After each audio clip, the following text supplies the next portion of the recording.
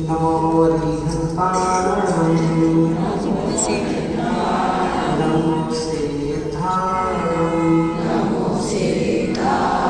नमो आयरियाणं नमो वज्रायाणं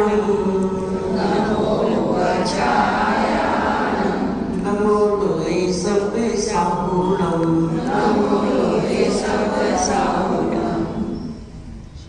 बोलिए भगवान सबदेव भगवान की जय।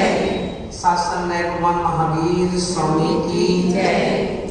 संत श्रोमणी आचार्य गुरुदेव श्री विद्यासागर जी महाराज की जय। सूर्य के चटा गुरुदेव श्री वृक्षसागर जी महाराज की जय। अहिंसा में विश्व धर्म की जय।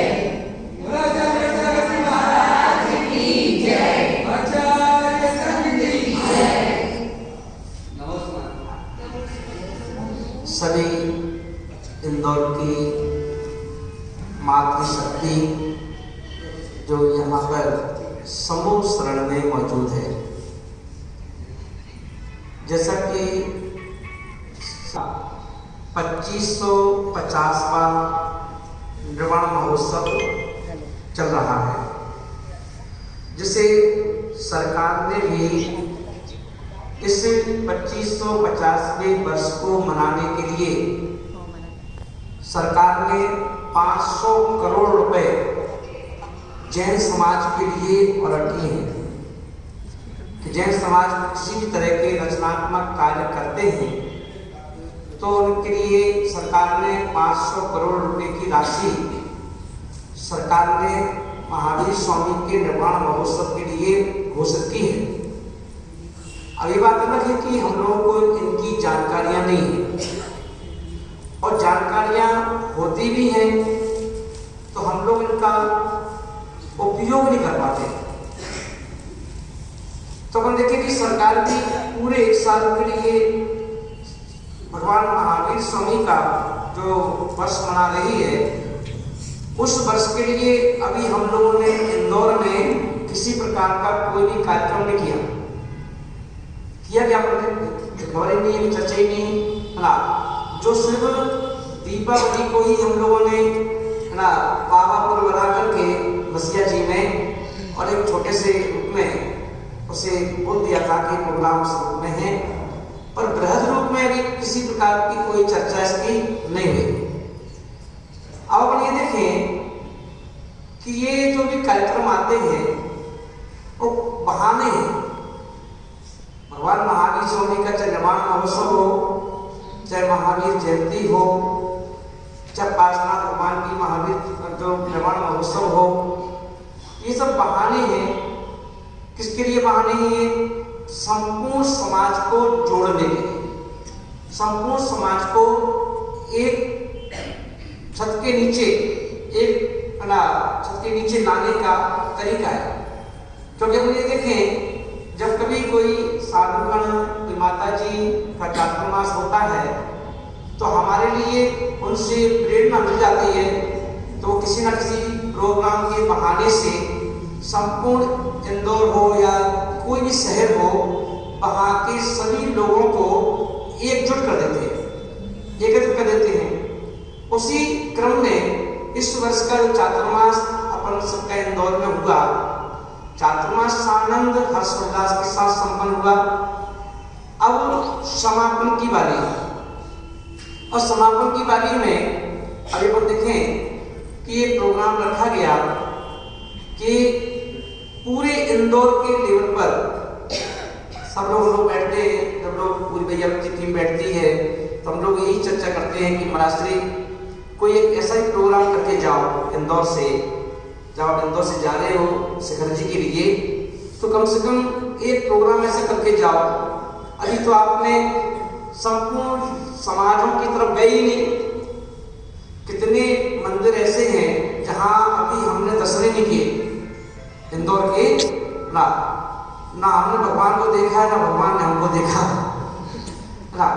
और जाने का क्रम बीच में आ गया, और अभी 8, 9 और 10 और 11 त्रिदिवसीय जो कार्यक्रम है, उस कार्यक्रम को 4-5 कारणों से इस कार्यक्रम को बनाया गया। वो 3-4-5 कारण क्या हैं? हमारे सर हुकमचंद जी सेठ जी हमारे बीच में नहीं रहे, उसके बाद से लेकर के हमारी संपूर्ण जैन समाज, पूरे देश में जैन समाज का कोई नेता नहीं है। कोई भी ऐसा नेता नहीं है कि जिस नेता की एक आवाज पर हम सब इकट्ठे हो जाए, क्योंकि अब नेता नेता है ना। तो ये पहला कारण हमारी विफलताओं का। दूसरा अपन ये देखें कि नेता न होने से साधु संत कभी कोई जादू टोना नहीं करते, ना कोई मंत्र करते हैं। बस अनुष्ठान को विधि विधान के साथ जब हम करते हैं तो चमत्कार अपने आप हो जाते हैं, करना नहीं पड़ता। क्योंकि कहा जाता है समर्थवत स्वामी महाराज ने मंत्र थोड़ा पड़ा था कि पिंडी फट जाए, पिंडी फट जाए, पिंडी फट जाए, चंद्रबाबू निकल आए, चंद्रबाबू निकल आए। तो मंत्र पड़ा था क्या? नहीं पड़ा। स्तुति कर रहे थे, चंद्रप्रभम चंद्रमरीचि गौरम चंदम तृतीयम जगदीव कांतम मंदेरी वंदम मेहताम शीतलम जन्म दिफांग साई वंद्यम आदि स्तुति पड़ी। पिंडी अपना फट गई, अपने आप भगवान निकल आए और नमस्ते कर दिया। तो ये चमत्कार हमारे नमस्कार में होना चाहिए। कितने मंत्र बन जाए, कितनी मूर्तियां बन जाए, कितने पंचकल्याण हो जाए, पर हमारे जब तक हम चेंज नहीं होंगे तो चमत्कार कैसे होगा, अवसर कैसे होगा?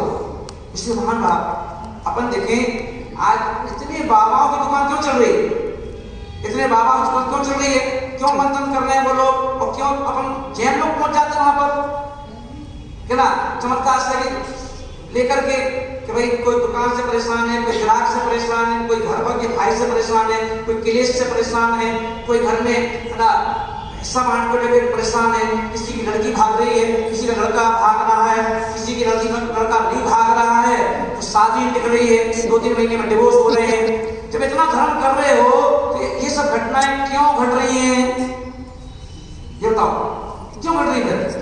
इसलिए एक लक्ष्य है अपना, सही रूप से महाअर्चना का एक आयोजन किया जाए और उस महाआयोजन में सबको बिठा करके और फिर दिखाया जाए कि सही तरह से की जाने अर्चना कैसे फल देती है, कैसे फल देती है। अभी हम लोगों ने आगरा में, जो आगरा के लोग हो यहाँ पर हम पता करेंगे, अभी अपन प्रोजेक्टर नहीं यहाँ पर दिखाते आपको कि वहां पर थाली में रखे रखे श्रीफल झूठ वाले उसके प्रभाव से अपने आप फट गए, है ना। पानी थाली में भर गया और लोग कहते क्या हो गया, क्या हो रहा है? कम से कम 300 नजर फूटे। ये सब काय का प्रभाव है? शुद्धि का, विशुद्धि का, है ना। उसका नाम महाअर्चना है ना। अपन देखेंगे कोई मंत्र नहीं करना है कि तुम्हें बैठाए झाड़ा फूक करे, झाड़ा फूक करो, एक मंत्र ले लो, घंटा ले लो, ताबीज ले लो, कुछ नहीं, सिर्फ विशुद्धि। ये साड़ी जो भी दिखा रहा था भैया, कोरे कपड़े पहनना चाहिए।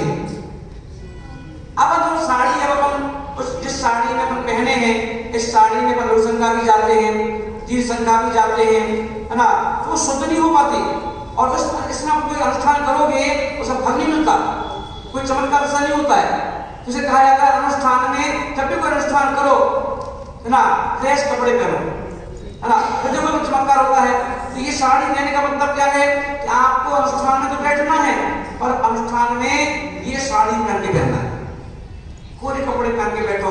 फिर देखो आप ना, तो क्या देखते हैं, अगर एक मानना पर विधान हो चुका है तो उस मानने को दूसरी बार यूज नहीं कर सकते, वो झूठा हो जाता है।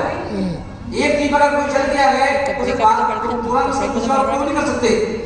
इसीलिए हम देखते हैं हर चीज नई होती है, नया मंच, नया वर्णना, नए मंत्र, सब चीज मंत्र कोई है, मंत्र कोई अलग से नहीं है कि हम करवा रहे हैं तो मंत्र अलग होंगे, वही है।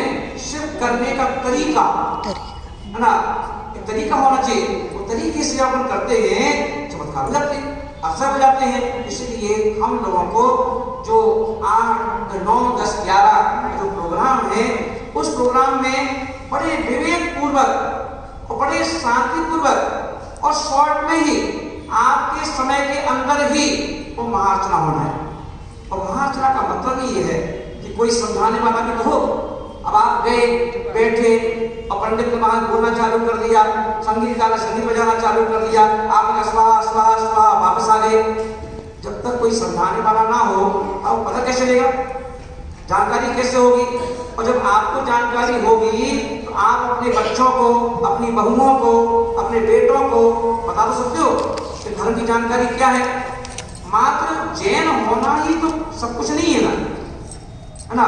इसलिए वो अनुष्ठान जो है एक नॉलेज के लिए भी है, अपनी आत्मा के कल्याण के लिए भी है, और लौकिक जो आपकी मन में किसी प्रकार की ना कोई वांछाएं हैं उनको पूर्ण करने के लिए भी है ना। खुल्लम खुल्ला आपको किसी से कुछ मांगने की जरूरत नहीं है, वहां सब कुछ बिन मांगे मिलेगा, उसके लिए वो अनुष्ठान है। तो ऐसा अनुष्ठान चाहे वो रोग हो, शोक हो, आदि हो, व्याधि हो। देखिए बड़ौद नगरी में जहां विश्वसा का चतुर्मास हुआ वहां मेरे 2 चतुर्मास हो चुके, है ना। और वहां 2 चतुर्मास हुए, वहां पर महाअर्चना हुई थी, 10,000 लोग बैठे थे। और वहां पर एक लड़की की आंखें चली गई, डॉक्टरों ने मना कर दिया। और महाअर्चना का ये जादू है कि उसके पिताजी उस महाअर्चना के मंच पे उसकी बेटी को ले आए, 18-20 साल की लड़की, और बोले महाराज जी अभी तो आपके चरणों में है, इसकी आंखें चली गई, इसकी शादी कैसे होगी, क्या होगा, है ना। आप देखिए महाअर्चना का प्रभाव, महाअर्चना का मैंने कहा इसके कदोदक इसकी आंखों में डाल दो, और से कहा तू आंख बंद करके नमो का पढ़, है ना, 5 मिनट तक पढ़ते रहना, है ना, ठीक है। और पूरी माला जब भी उसने आंख खोली जो देखो चलो, है ना, वो चमत्कार हो गया। कौन सा मतलब झाड़ फूक करना था। तो ये चमत्कार कायका है, आस्था विश्वास का है, श्रद्धा का है। इसलिए ऐसी वो महाअर्चना 9, 10, 11 तारीख को, और मैं ये नहीं कहूंगा आप ही, आपके रिलेशन में किसी भी शहर में आसपास कहीं भी आपके रिलेशन में आपको अगर मालूम है कि कोई हमारा रिश्तेदार परेशान है तो उसको भी आप पर ले दो, आ जाओ, है ना, आओ ये चक, है ना। अरे दुनिया के बाबाओं का नाम हिट हो रहा है ना, कोई अपने जैन बाबा के पास जाओ, बैठो, है ना, सब ठीक होगा, इससे महान भाव। तो ऐसी वो महाअर्चना 9, 10, 11 तारीख की है। आज पूरी मात्र शक्ति यहाँ पर मौजूद है। सभी का परिचय जो अपन लिया, बड़ी खुशी हुई सुनकर के कि कौन कहाँ का